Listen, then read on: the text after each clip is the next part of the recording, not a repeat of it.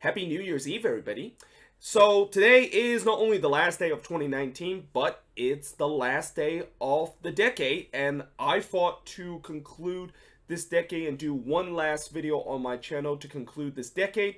I have to talk about my top 10 favorite moment as a Quakes fan. Now, I'm not going to talk about my top 10 moment in the entire decade of the Quakes because I didn't become a fan until 2013, and that technically this timeline should be my favorite top 10 moment from 2013 to 2020, which means that anything before 2013, what the Quakes have done is not going to include those videos, which is kind of a shame because before 2013, they definitely had a lot of big moment, which includes the Supporter Shield win in 2012 and also making that playoff run for the first time ever since they moved to Houston back in 2010, which I believe they made it to the conference semifinal that year. But this is going to be something that I'm going to be talking about in terms of my top 10 favorite moments from me become a Quakes fan back in 2013. And I know ever since I become a Quakes fan in 2013, there has really haven't been a lot of things to cheer about the Quakes, and especially the fact that they've only made one playoff appearance ever since I've become a fan of this team. And that one playoff appearance, we got blown out 5-0 against the Vancouver Whitecaps back in 2017. You know, you would think that it's kind of been miserable as a Quakes fan, and in some way it is. It's been kind of miserable most of the time being a Quakes fan doing the time I support this team. But at the same time, there was also some great moment that happened this decade, which is why I'm about to tell you guys what is my top 10 favorite moment of me being a Quakes fan this decade. And we start off with number 10, which I have it here on my tablet, is the first Quakes game I ever attend. April 21st, 2013 will always be the day of me attending my first ever Quakes game in person. I was at Buckshare Stadium. I was sitting right near where the Ultra section is. I think it was 2 sections to the right of where the Ultra was. I decided to sit there because tickets was relatively cheap around that seat. And we were playing against the Portland Timbers, which was actually the second week in a row we played against the Portland Timbers after we played them on the previous week at Providence Park. And we lost 1-0 in that game. And it looked like we were going to lose 1-0 again in this game against the Timber after Valeri scored a goal early in the second half. But you know how the Quakes in the early decade has always known as a team that always have these Goonies kind of magic and always kept this never say die mentality of them. You know, just as you thought that they were going to lose that game late in the game, they somehow pull a rabbit out of their hat and score a late winner or a late equalizer to salvage a point. And that is exactly what happened in this game when Adam John, of course, scored a late equalizer in the 93rd minute. And that kind of really, in some way, introduced me of how the Quakes always have this never say die mentality. And that really kind of believed that this team, you know, you just cannot walk away from this team. Like, you see many people when they of course watch their team and when they're down the last couple of minutes, you thought, okay, well, we're done, and you see people leaving the stadium. No, not with this team. And I don't remember if anyone actually left at Buckshare Stadium because everybody knew that it was going to happen. Everybody knew that it's going to be set up perfectly for potentially the Quakes to score a late equalizer, and there you go. They score it in the 93rd minute to tie the game at 1 apiece. And although that wasn't a win for the Quakes, and you know, I didn't see my team win in my first ever Quakes game I attended, it was definitely one of the most memorable game that I attended, especially the fact that it's not every day you would say that you attend your first game of your favorite team and they score a late equalizer during that game. At number 9 is a game that happened in 2017, which was the Quakes coming from 2-0 down to win 3-2 against the Vancouver Whitecaps. So I think this game was early part of the 2017 season. We went 2-0 down very quickly, I think less than 15 minutes. And then the Whitecaps, of course, got a red card, which kind of helped a lot in terms of this comeback that we had. We got one back right around the 20th minute mark. Then we thought we potentially got the equalizer just after we got one back, but it was called back for, I believe, offside during that moment. And then in the second half, we of course eventually did get the equalizer, and I think around the 74th minute, we got the winner, and this was definitely one, if not the best goal I have seen the Quakes score during that season, where Honorable Godoy, a guy that had been criticized for a long time for these past couple of years, scored an absolute stunner from about 35 yards out to give the Quakes a 3-2 win. I mean, I know that game, of course, will always be a game where we come back 2-0 to win 3-2, but, you could kind of put a little asterisk in terms of the fact that we got kind of help with the fact that we were up a man for majority of the game. But still, even though you're up a man for majority of the game, that doesn't mean every time it's going to resort you from going down 2-0 and come back and win 3-2 in that game. So, that was one of the rare occasion that of course happened, and I think that, in my opinion, might be the greatest comeback that I've seen the Quakes done during my time as a Quakes fan this decade. You could argue back in 2018 when we played against the Galaxy, where we were down 3-1 in that game, and that we could you could have said that was the greatest comeback because we eventually tied the game up 3 apiece, but that was not a win. That was only for a draw. And if we would have got the fourth goal in that game, yes, I would say that probably is the greatest comeback that I've seen the Quakes have ever done this decade. Now, at number 8, in terms of my 8th most favorite moment as a Quakes fan this decade, is the Quakes beating TFC despite down to 9 men in that game. So, this is probably one of the game that I think the Quakes completely defied all odds, and that this is probably one of the rarest time I've seen any team in my life, not just the Quakes, but any team in my life, to be able to go down to 9 men in a game, and yet they're still able to score a winner in that game. And keep in mind, when the Quakes went down to 9 men in that game against TFC, they were tied at 1 apiece, and that it looked like for sure TFC was going to score that second goal to potentially win the game, but that was not the case. And in fact, it was another guy that I criticized a lot throughout my time as a Quakes fan, Simon Dawkins, scored the second goal and scored a stunning second goal to just completely defy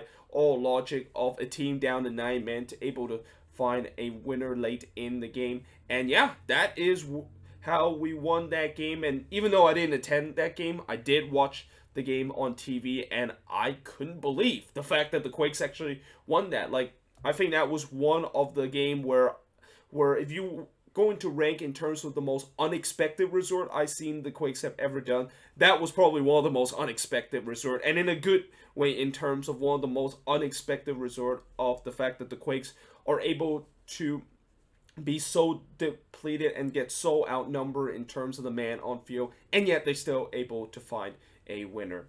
At number 7 is the Wando hat trick against the Portland Timbers. So if I move my head a little bit and actually point it here, this poster is the game where the Quakes and where Wando scored that hat trick against the Portland Timbers, where he scored all 3 goals to win the Quakes in that game 3-0 against the Portland Timbers. And I guess maybe the reason why he scored a hat trick in that game is that, if you notice from this poster, Wando is not in this poster. And I bet in the beginning of the game, he probably saw this poster and say, why am I'm not in the poster where you're giving out the fans as a promotion? And he probably got very upset about that, and that he basically just scored 3 goals to show whoever decided to promote this poster and whoever designed this poster probably forgot that, Wando is a legend of this team, and you should never forget him whenever you do a poster promotion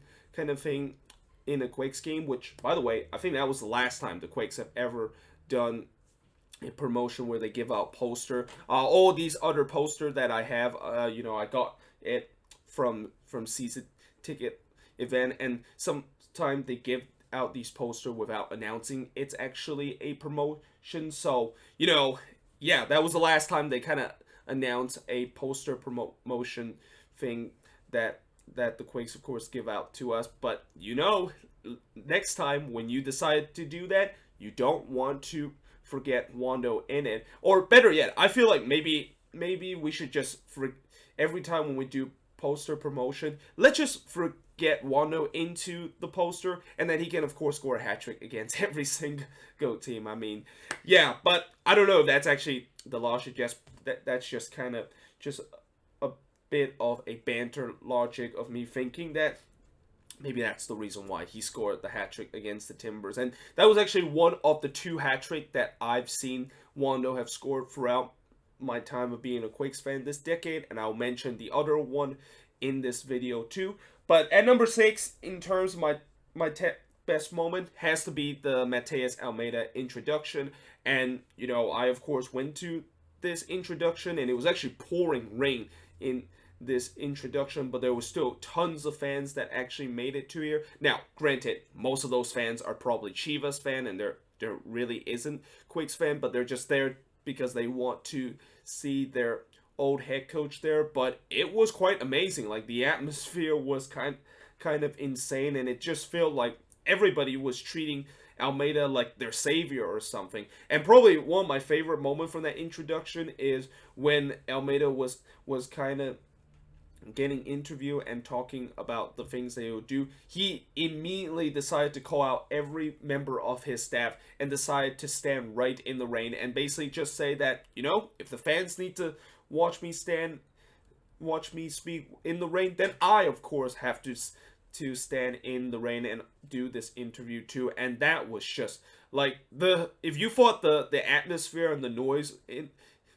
before the introduction of Almeida was loud, when he stepped into the rain and do the interview, yeah, it felt like the Quakes just won an MLS Cup, and it was just a proof that, you know, Almeida not only is the right guy of this job, but he is really the man of the people, and that he is really the guy that, you know, not only loved this club dearly, but also loved the fans so much and will do anything to please the fans. So that was one of my favorite moments as a Quakes fan, even though it didn't happen in any game. And I think that was the only moment where, besides that moment, is the only moment where there's not really a game involved. At number 5 is the Quakes doing a double against the Galaxy with a combined score of 6-1, and this actually happened this season. And yeah, I mean, this season, us playing against the Galaxy is probably the ultimate humiliation we have had against the Galaxy in Cali Clasico history. I mean, I don't remember throughout this decade where we have that much dominant against the Galaxy. And what's even interesting is that this was not a Galaxy team that were really bad. I mean, like, not even in 2017 when the Galaxy won the Wooden Spoon that we had that kind of humiliation against the Galaxy. Although, granted, we did a double against them. We drew in the first game, and then we won 3-0 on the road, which is one of the rarest win we had down in StubHub Center. But this was really ultimate humiliation, where not only we won 3-0 against them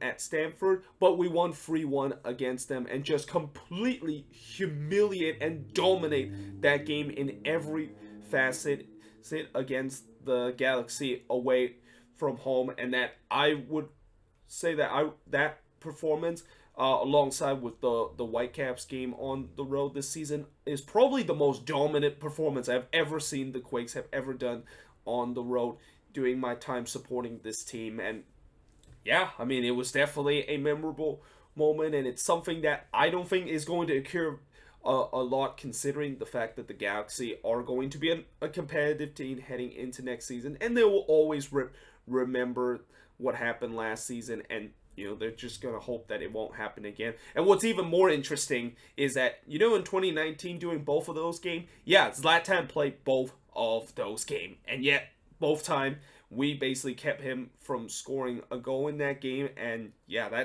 that just makes it even more amazing, the fact that we did a double against them, and we did a double in just such a humiliating fashion against them. And number 4 is another thing that related to the Cali Clasico, is Salinas and Alan Gordon 2 stoppage time goal to win in the Cali Clasico. So you know how earlier I said that that game when we went down 2-0 and win 3-2 against the Whitecaps is the probably my favorite probably, or not my favorite, but probably the biggest comeback I've seen the Quakes have done. Yeah, I lie about that.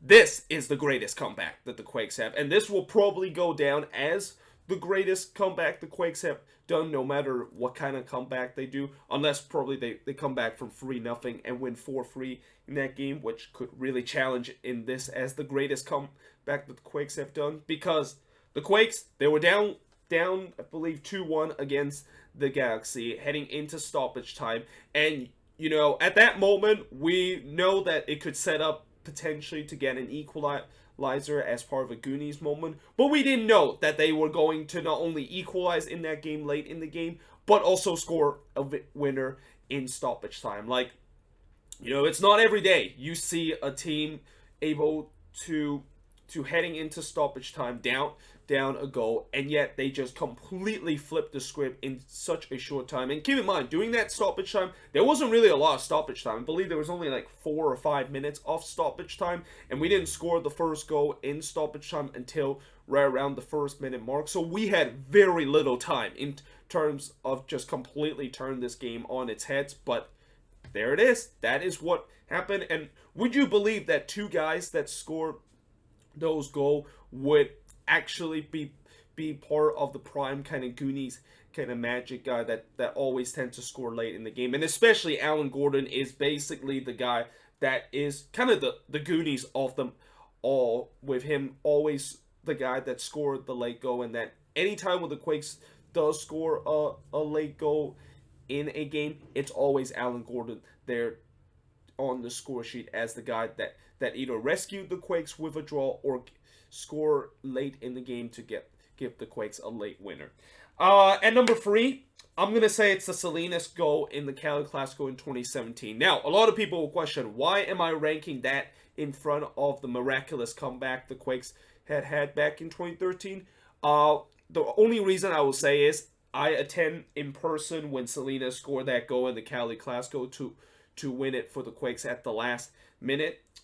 Whereas the Salinas and Gordon goal to come back from 2-1 down to win 3-2 in stoppage time, I didn't attend that game. I actually didn't even watch that game. I only kind of heard it on the radio a couple of days ago. And sports radio here, they don't usually talk about soccer. And the fact that they actually brought up that moment during one of the segments just shows you how big that moment is, not only to the Quakes, but also in Bay Area's sports history. But, at number 3, I would say the Salinas goal in Cali Clasico, because I was there in person, and if you watched that vlog, you would see how much of a scene that was. Like, we always talk about how whenever you see a team score last-minute goal, you want to see kind of limbs going up forward and that everybody just goes absolutely nuts. That was as close as it gets in terms of just limbs flying everywhere, and that everybody could not believe the fact that we scored that late winner. Like, it almost like that goal was kind of just complete flashback of what happened back in 2013 when we scored those 2 stoppage time winner, except this time I was able to be there in person. And I also think that to this day, that vlog where I did between the Quakes versus the Galaxy, that vlog is still to this day the most viewed vlog in my match vlog. I think it has now around 2,000 views right now. That's how big that game was. And that I even had people question of the fact that why exactly do you celebrate like they just won MLS Cup in that moment? Well, that's because we basically beat the Galaxy in a Cali Clasico, which is always known as the biggest game for the Quakes in their regular season history, and to able to beat them like at that kind of moment, that is the reason why I'm celebrating like I won MLS Cup. And I'm pretty sure everybody was celebrating like they won MLS Cup, because that really is MLS Cup in terms of every season the Quakes had in terms of me supporting them. And number 2, it's Wando breaking the record with 4 goals. So this was the other hat trick that I saw Wando score during my entire time watching the Quakes play in person. And this was really something out of the movie script. Like, it was pouring rain against the Chicago Fire during this season, and that, Wando, he still need 2 goals in terms of breaking Donovan's record, and he's been sitting that mark for a very long time. Like, he hasn't, you would think that during this season he probably came close with a couple of goals. No, he didn't score a goal heading into that game, and that there was even some people question whether or not if he's ever going to break that record, and that he's been kind of stuck on the bench for majority of the year because of the fact that he wasn't really producing like he has done in previous year. But little did we know that it was pouring rain against the Chicago Fire on a Saturday afternoon, where not a lot of Quakes fans actually attended that game because they didn't think that they're going to expect anything special, and that it was pouring rain that day. But a lot of people miss out on what is probably one, if not the greatest moment in Quakes history, which is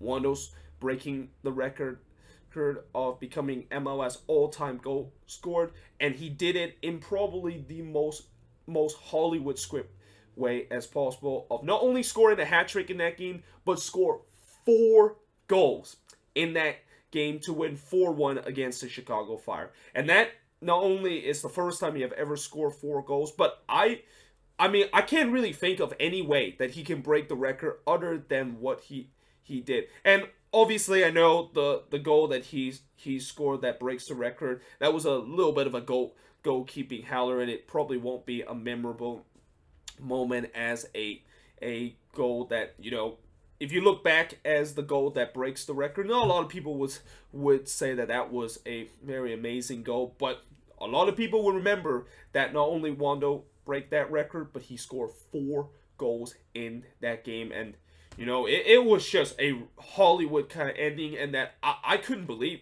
in front of my eyes. Like, I couldn't believe the best Wando performance ever in a Quakes uniform would actually happen right on the day when he breaks the record and become the top goal scorer in MLS history, and passing Landon Donovan doing that mark. Like, that is going to be, for no doubt, one of the greatest moments that I've ever seen as a Quakes fan. And the best thing about that is that I actually witnessed that in person. So that's even a double bonus in terms of me. If I'm going to tell all my children's about me being a Quakes fan, or tell other fellow fans that decide to become a Quakes fan and become a season ticket holder, that I will always tell them that this is one of the best moment. And that, do you remember back in 2017, or not 2017, but back in 2019 when we played the Chicago Fire, and Wando, of course, scored that 4 goal to break Donovan's record? That's how amazing that moment was. But as much as that was one of the best moment in Quakes history, and probably the best moment in Quakes history, the number one in terms of me thinking that this is probably the best moment I have during this decade as a Quakes fan, and probably the best moment I have right now as a Quakes fan, is 2017 on the final day when we beat Minnesota to go to the playoffs. And that game, I still look back at that game, and I think the Quakes today, they actually post part of the highlights, or actually they actually posted the goal that we scored, which it was Marcos Arania scoring that goal in the 90th minute to give us a 3-2 lead, and eventually won that game to make us move to the playoffs. Like, when I see that goal, I just instantly have chill in my body and just have goosebump feeling, in terms of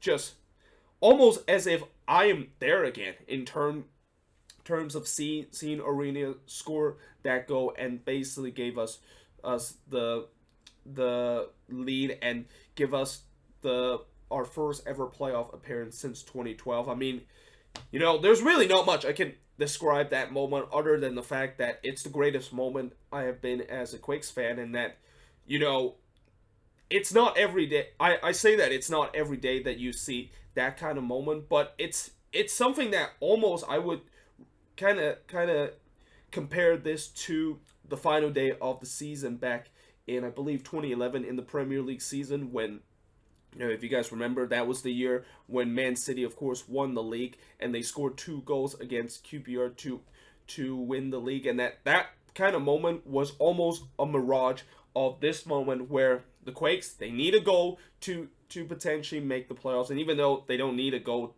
that goal didn't win us MLS Cup, but they need a goal to basically win that game so that we can make the playoffs. And we had to win that game considering RSL was winning in that game and FC Dallas was also winning at that game. So a draw would not be enough for us. And that throughout the years, there's been a lot of suffering and a lot of heartbreaks that I felt for the Quakes. But for that one moment, those heartbreaks and those kind of suffering that I've been through as the Quakes were all gone, and that it just feels like for once the MLS God was kind of giving the Quakes some mercy in terms of all that suffering and bring us one of the greatest moment, and probably a moment that is gonna not only remember as well the greatest game that the Quakes have been playing, but probably a moment where going back down the lines, if people remember what is the best decision day in MLS history, this would be one of those, because it's not every day you see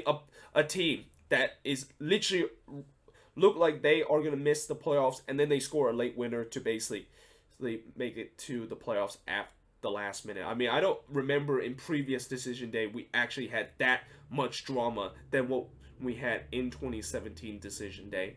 But either way, hope you guys enjoy this video. If you do, make sure you guys leave a like, smash that subscribe button. As usual, let me know in the comments below, what do you think is your favorite moment if you are a Quakes fan, and that do you think the Quakes making the playoffs on the final day and Marco Arena scoring that goal in the 93rd minute to give us the lead against the Loons and make us go through to the playoffs was the greatest moment in this decade for the Quakes? Let me know in the comments below. But yeah, hope you guys enjoyed this video, and I will see you guys next time.